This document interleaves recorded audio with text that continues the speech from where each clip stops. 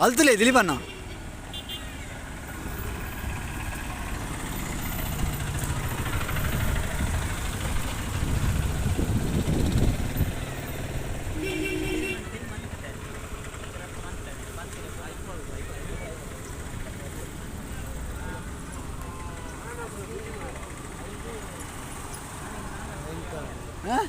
ರಡ್ ಸೇರಿ ರಡ್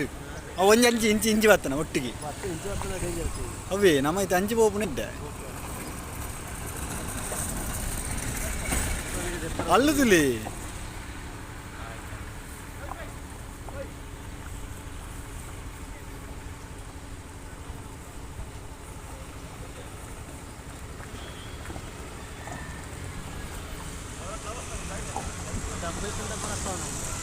ಆನಂದಿಲೆ